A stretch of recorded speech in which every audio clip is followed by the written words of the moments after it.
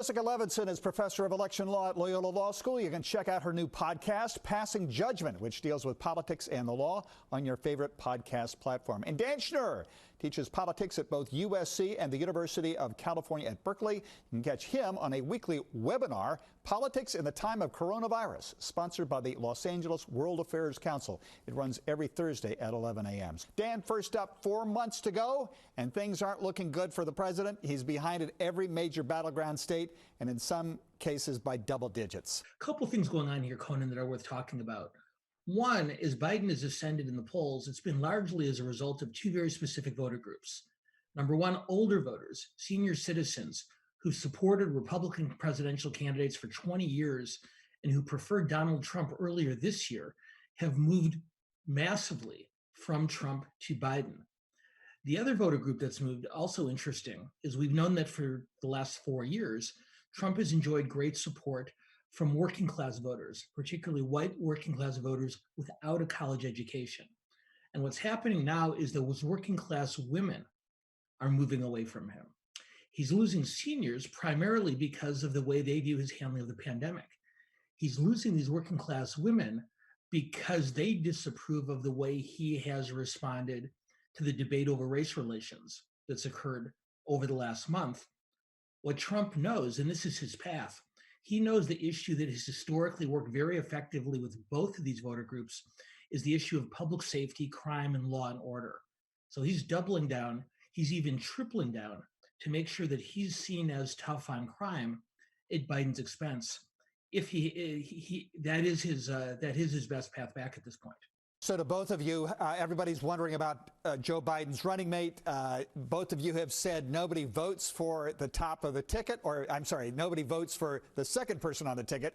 But still, this is a very important choice. Jessica? In this case, because this is a topsy-turvy election, I think Biden does have an opportunity to pick someone who could be energizing, but at the same time could basically open arms to the two groups that Dan was talking about and say, there's nothing to worry about here. We're going to work with you. If you're a disaffected moderate or a disaffected Republican, come join us. The importance of a running mate selection is it tells us something about the presidential nominee himself, what he values, what he prioritizes. And it's worth noting that while we spend a great deal of time talking about experience, I think we've become conditioned to a certain type of presidential candidate. And what I mean by that is Donald Trump and Barack Obama and George W. Bush were all relatively inexperienced in Washington. So they all needed a wise old head, someone with much greater background in DC, to complement them. So, Jessica, a conservative court led by Chief Justice John Roberts upheld DACA, Deferred Action for Childhood Arrivals, the Obama program, abolished job discrimination against gay and transgendered employees, and overturned a Louisiana law restricting abortion access. What's going on? It tells me less than I think people might think. What we're actually seeing from John Roberts is that he's who he has long said he is. He's an institutionalist and an incrementalist. If you look at the abortion decision, this was in no way an endorsement of fewer restrictions on abortions. It was just an endorsement of the fact that the Supreme Court had decided an almost identical case 4 years ago. If you look at the LGBT decision, was this a full-throated endorsement of LGBTQ rights? No, it was a pretty narrow issue of how broadly or narrowly you read the Civil Rights Act. If you look at DACA, does it say anything about whether or not DACA is good policy or whether or not DACA as a whole is legal? No, what he's really saying is, don't come here and be so sloppy. It's the same thing he said with respect to the census case. If you're going to end a program or if you're going to change a program, at least do your due diligence. I think coming up, obviously, what's the big cases left, Trump's financial returns and the Electoral College. And so it will be a while until the history books write exactly who John Roberts is. He's the most powerful jurist in the country, but he's nobody's liberal.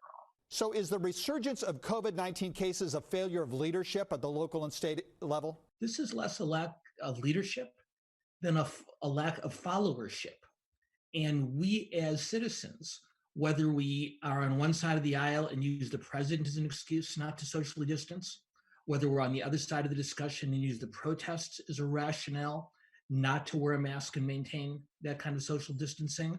And the real challenge for Newsom and Garcetti and mayors and governors of both parties around the state and around the country is to try to find a way to encourage and prod us back to more responsible behavior without sending out the state police to arrest shoppers and surfers.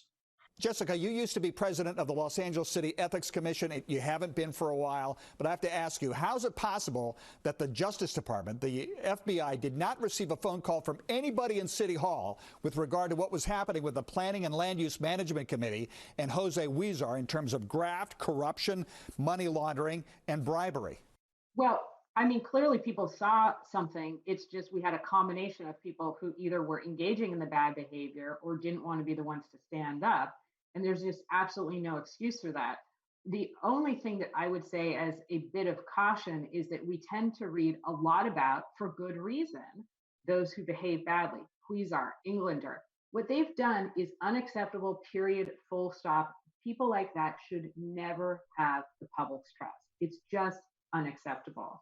But I will say, I don't think that this is systemic, that Angelenos need to feel that every one of their elected officials is on the take, that every one of their elected officials is corrupt.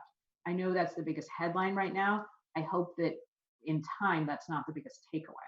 Jessica Levinson, the podcast is Passing Judgment. Dan Schnur, the webinar is Politics in the Age of Coronavirus on the LA World Affairs Council website. Thank you both for joining us. We'll have some final comments after this.